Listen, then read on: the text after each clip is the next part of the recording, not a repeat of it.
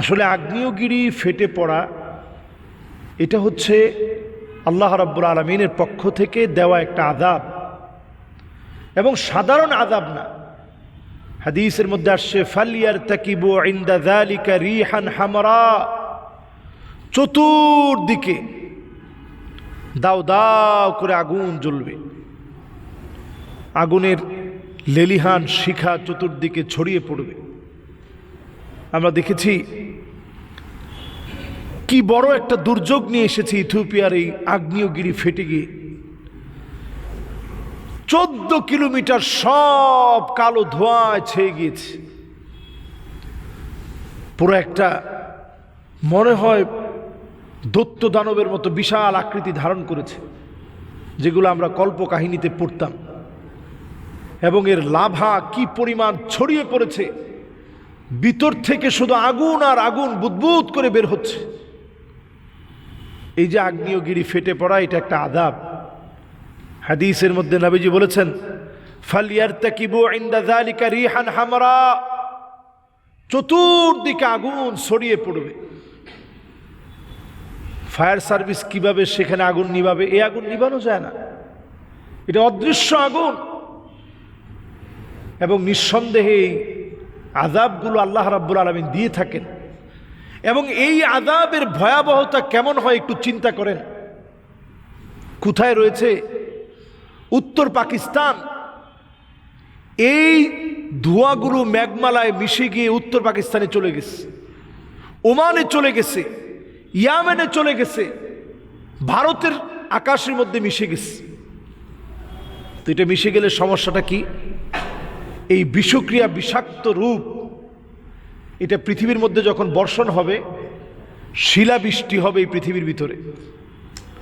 যেই জায়গায় বর্ষিত হবে অনেক জায়গায় হয়তো উর্বরতা মাটি হারিয়ে ফেলবে, মাটির উর্বরতা ক্ষমতা কমে যাবে। এই পৃথিবীতে আশঙ্কা করা হচ্ছিল যে এল নিনো হবে এই পৃথিবীর ভিতরে। এল নিনো মানে একদিকের আবহাওয়াটা, একদিকের পানি ঠান্ডা, আরেকদিকের পানি যখন গরম হয়, তখন এই পৃথিবীর মধ্যে এল নিনো চলে আসে। তো এই পৃথিবীর ভিতরে যদি আগ্নেয়গিরি ফেটে পড়ে, অন্যদিকে যদি বন্যা লেগে যায়, অন্যদিকে যদি ভূমিকম্প হয়, এগুলো সিরিজ আকারে আল্লাহর পক্ষ থেকে আযাবের মহড়া। এই আযাবের মহড়াগুলোর পর এই পৃথিবীর মানুষ বিভীষিকার মধ্যে পড়ে যাবে। এগুলো দুর্ভিক্ষের আলামত। দুর্ভিক্ষের আগে আল্লাহ তাআলা এই আযাবগুলো দিয়ে থাকেন।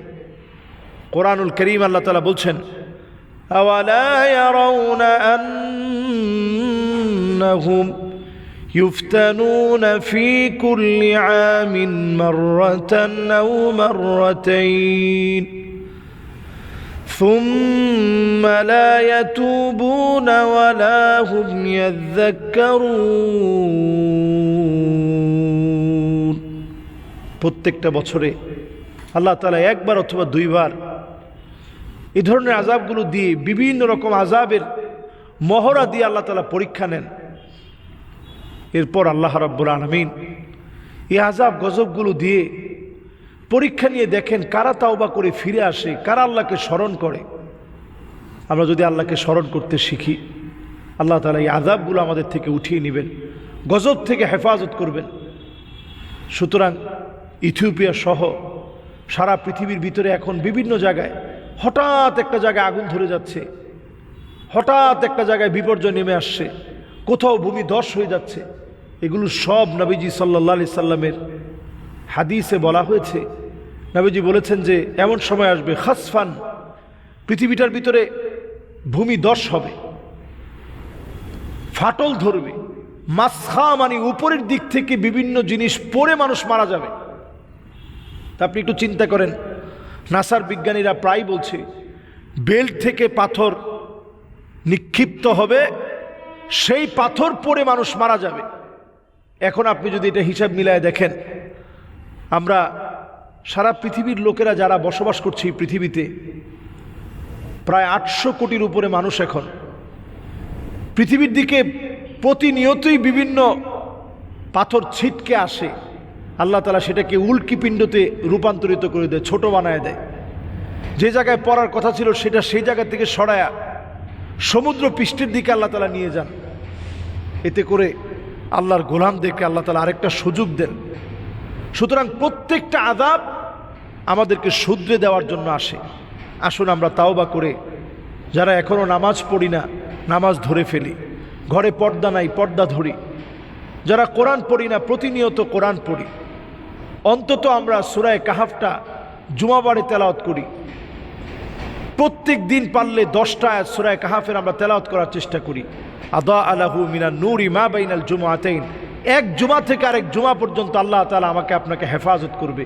আমরা যদি নিজেরা নিজেদের কল্যাণকামী হই তাহলে অবশ্যই এই আমলগুলো আমরা প্রতিনিয়ত করার চেষ্টা করি। প্রতিনিয়ত করলে দাজ্জাল যদি আপনার সামনে দাঁড়িয়ে যায়, আপনি ছোট্ট আমলটা করেন। সূরা কাহাফের 10টা আয়াত আপনি পড়তেছিলেন নিয়মিত, ক্ষুধা পেটে দাজ্জাল একদিকে আসার পরে সব খাবারগুলো তার পিছনে পিছনে চলে যাবে। ক্ষুধার্ত মানুষগুলো সেই মুহূর্তে শুধুমাত্র কেবলমাত্র দাজ্জালের ফিতনা থেকে বাঁচবে। কোরআনুল কারীমের সূরা কাহাফের 10টা আয়াতের তেলাওয়াতের মধ্য দিয়ে আল্লাহ তাআলা তার পেট ভরায় দিবেন, জিকিরের মাধ্যমে তার পেট ভরায় দিবেন। অভুক্ত মানুষকে আল্লাহ রাব্বুল আলামিন নিজে খাওয়াবেন। সুতরাং আল্লাহ রাব্বুল আলামিন আমাদের প্রত্যেককে কবুল করুক। আল্লাহ তাআলা আমাদেরকে কামিয়াবি দান করুক। এই বিপদ আপদের সময় তাওবা ইস্তেগফার পড়ে আল্লাহর কাছে আমরা ধর্ণা দিব প্রতিনিয়ত। আল্লাহ আমাদেরকে কবুল করুক। আসসালামু আলাইকুম ওয়া রাহমাতুল্লাহি ওয়া বারাকাতুহু।